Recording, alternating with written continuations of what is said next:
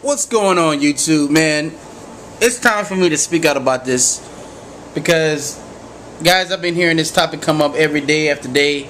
I was actually traveling back from, I was traveling to Seattle, and this topic came on the radio, right? And the topic is this: should the mosque be built 600 feet away from the memorial, the ground zero location, right?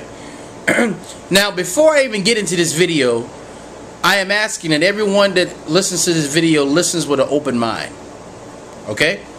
Because here's the thing: most, when I say, I can't say Americans, right? But I can't say most because I don't know I haven't talked to most people in America, but a lot of people are saying that this mosque is a bad idea. The reason why is because Muslim men who actually were at strip clubs and drinking the night before they did these attacks, supposedly Muslim men, flew the planes in the towers. So now we should discriminate against all other Muslims and not let them build this thing close to the towers because it's disrespectful to the families. Okay, now first of all, let me say this. Before I even touch that, I'm going to give you an example of history itself, and I want you to answer this question. Then we'll go back to that question. Here's the question. And this question is to white people who are my subscribers, who happen to be white, who are living in America. You guys remember slavery? Think about it. Slavery in America happened like this. There were white slave owners who owned black slaves. That was a long time ago. Time has went on, laws have changed, things are different. There are some of you right now, white people, who family has never owned slaves. And of course, you're not a slave master now because we're not living in those times. But you would get discriminated against by some blacks who look at you as being racist just because you're white. They see you come in a room and they look at you as a racist.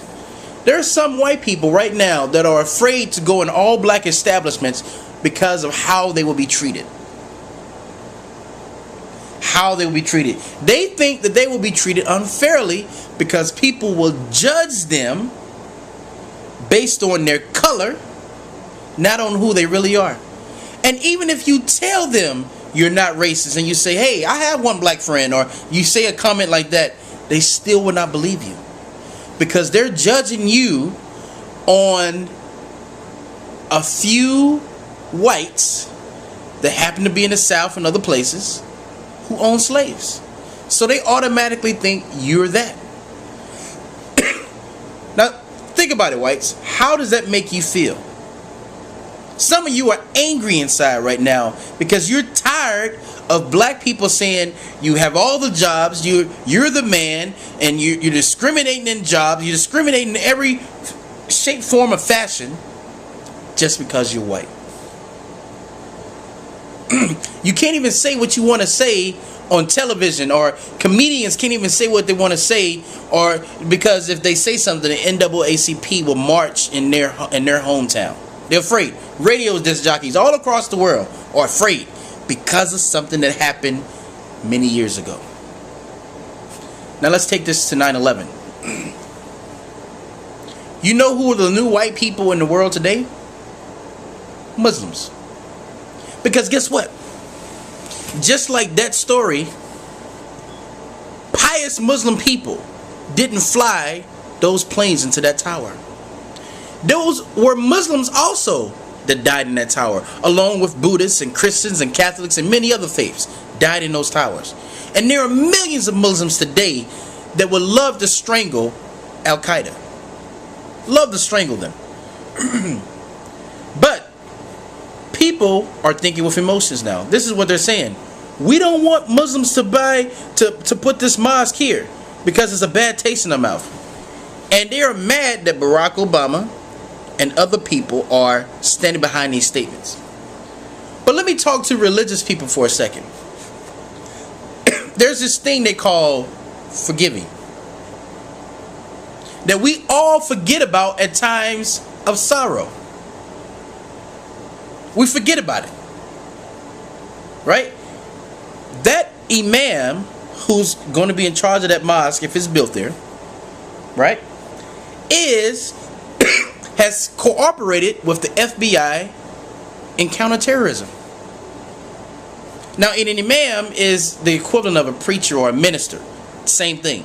Has cooperated with the FBI. So guys, it comes down to this.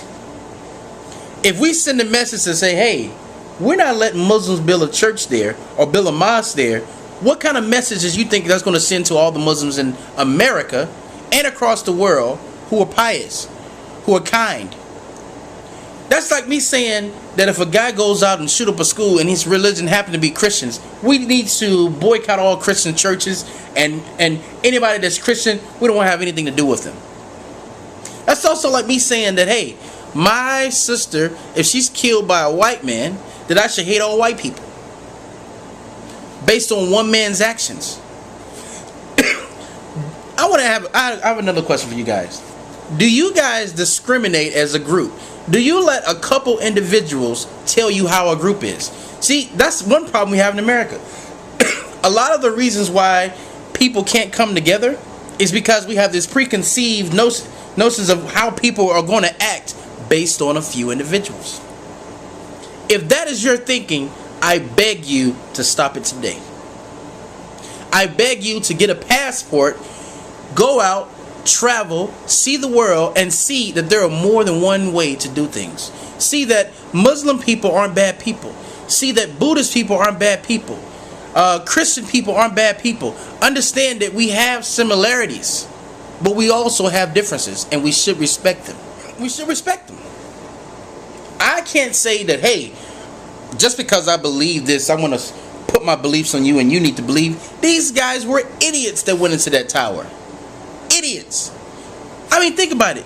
These are supposed to be religious men, but they're going to strip clubs, right? And they're drinking. And these are men that think they're going to die and go to heaven. I mean, guys, wake up. These were not religious men. And anybody that claims to be religious and goes out and kills innocent people is not a religious person. It's a maniac. It's like kids that go into high schools and shoot up the other kids. They're maniacs. Something is missing upstairs. A screw is loose. And that's what most fanatics are. They didn't get love at home. They didn't get enough attention. So they have to go out and seek another group to get attention. Same thing with gangs. Same thing with gangs. You know?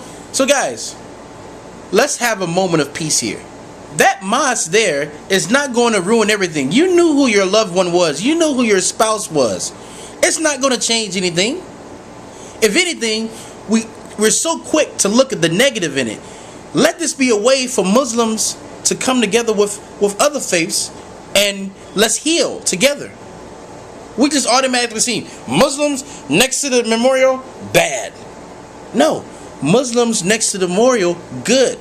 Let's join together. Let's find out about our faiths. Let's find out what makes us different. Let's pull out of Afghanistan. Let's pull out of Iraq and work on the things that need to be worked here. Because in case you guys haven't noticed, China is number 2 now in the world economy. We have bigger fish to fry right here in the U.S. So that's all I'm going to say on the topic, guys. So if you have any questions, concerns, please let me know. I'm sure this is going to spark a big debate. I want to hear it. I want to hear it. So, and all I ask is, guys, is respect other people's views when they add it here. So until next time, signing off.